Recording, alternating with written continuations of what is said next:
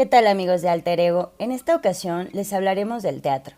El teatro es un tipo de espectáculo que ha acompañado a la civilización humana desde tiempos muy antiguos.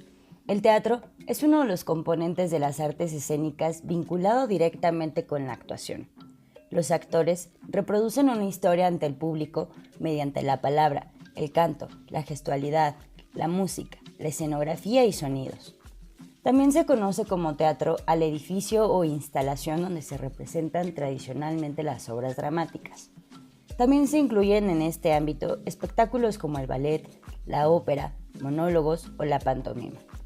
El origen del teatro se remonta a las sociedades primitivas, donde se llevaban a cabo ceremonias y rituales relacionados con la caza y la cosecha. Como símbolo de ritual y agradecimiento, estos estaban acompañados de música, cantos y danza. Este tipo de manifestaciones litúrgicas o sagradas son un elemento fundamental para el nacimiento del teatro en todas las civilizaciones. Hace miles de años, en Mesopotamia y en África, existían poblados y tribus que tenían un gran sentido de la mímica, los sonidos y el ritmo. Contaban con gran facilidad para imitar a los animales y contar grandes historias sobre sus cacerías. El teatro ha evolucionado constantemente desde sus inicios hasta la actualidad. Por lo tanto, es evidente que han existido diversos tipos de teatro, todos ellos con características y variedades distintivas que los diferencian entre ellos. Vamos a realizar un recorrido por el tiempo y conocer dicha evolución. En tiempos del Antiguo Egipto, hacia el año 2000 a.C., se tiene constancia de la realización de una especie de representaciones dramáticas sobre la muerte y posterior resurrección del dios Osiris. En este tipo de espectáculos religiosos se empleaban actores provistos con máscaras para que la dramatización fuera más creíble. Se considera que el teatro nació oficialmente en la antigua Grecia.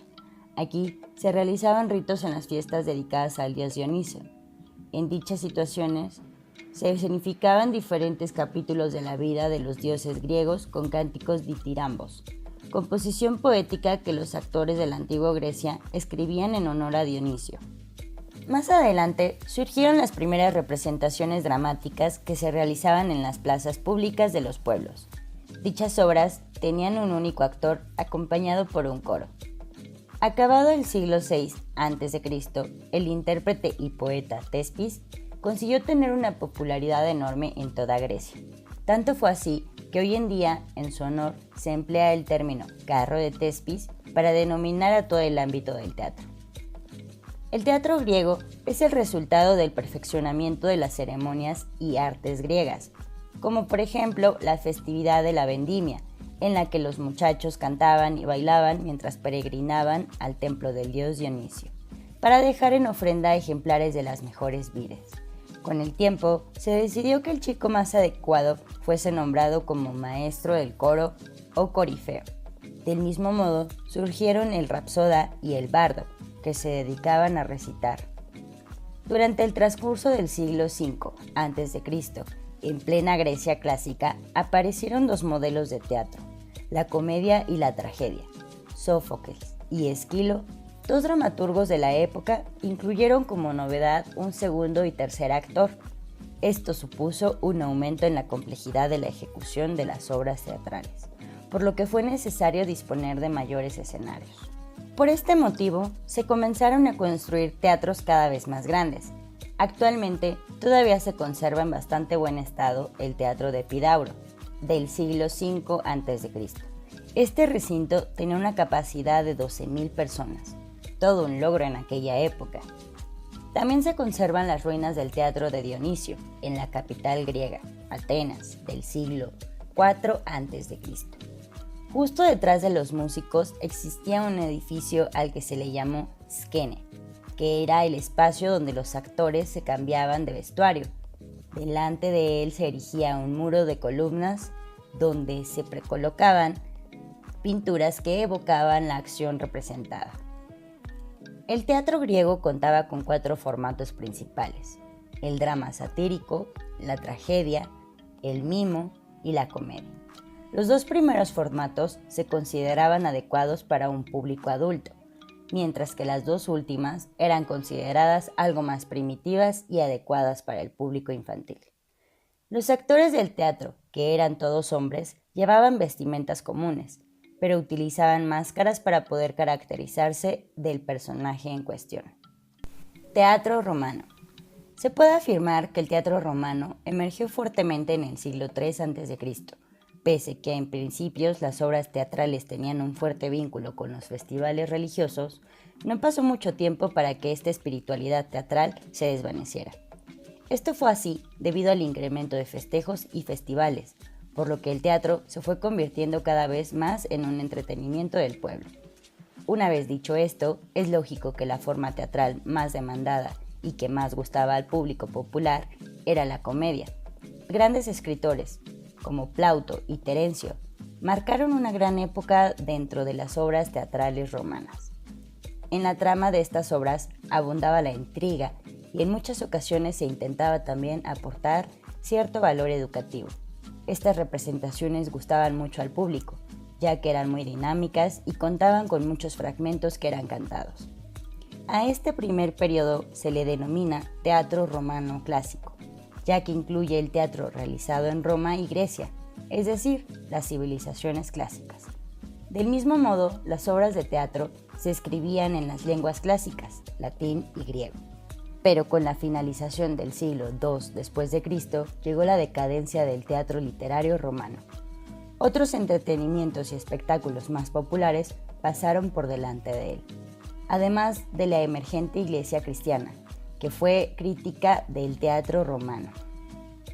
Entre muchos motivos, las actrices y actores gozaban de una mala fama de inmorales, ya que hacían sátiras a los creyentes cristianos. En el año 476 después de Cristo, coincidiendo con la definitiva caída del Imperio Romano, el teatro clásico prácticamente desapareció en Occidente. Tuvieron que pasar 450 años para que el teatro surgiera de nuevo de la mano de algunos artistas populares denominados trovadores y juglares. Pompeyo construyó en Roma en el 55 a.C. un teatro de piedra y lujoso mármol que llevaba su nombre. Sus dimensiones eran descomunales, ya que no solo era un teatro, era todo un complejo destinado a estas representaciones. Contaban con diversas plantas construidas en mampostería, buscando mejorar más la acústica del recinto teatral. Los arquitectos disminuyeron la orquesta a un semicírculo y las representaciones se hacían ahora sobre una superficie algo elevada, denominada púlpitum. Este fue el origen de los actuales escenarios.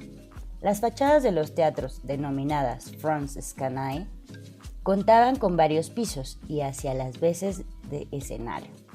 Las gradas, donde se ubicaban a los espectadores, cavea, constaba de 3 partes bien diferenciadas: la ima, la media y la suma. La primera zona era inferior y en ella se ubicaban a la clase dirigente y a los senadores. En la zona media se sentaba el pueblo llano. La suma o parte superior destinada para los esclavos y para las mujeres. El teatro oriental comenzó su singladura durante el siglo XIV. Las representaciones teatrales en el continente asiático se remontan a más de 2000 años. Concretamente, en China se realizaban escenificaciones de poemas ante un grupo de refinados espectadores. En la India, en el siglo IV a.C., existía un tipo de poema épico mitológico, el Mahabharata. A través de algunos de ellos se sabe de la existencia de una especie o tipo de interpretaciones teatrales de carácter religioso muy remotas. En Japón, la evolución del teatro, llamado en español no, derivó del denominado teatro kabuki. Este último se fundamenta en la priorización de los sentidos sobre el intelecto. Por este motivo fue el más apreciado y popular entre el pueblo. Fue declarado Patrimonio de la Humanidad por la UNESCO. En el teatro oriental, el de la China, India, Japón y en general el del sureste asiático, cuenta con unas características comunes que claramente lo diferencian del teatro occidental posrenacentista. El teatro en Asia tiene un fuerte componente teatral presentacional, ya que el objetivo es fabricar una ilusión a través de la réplica o repetición de la realidad social.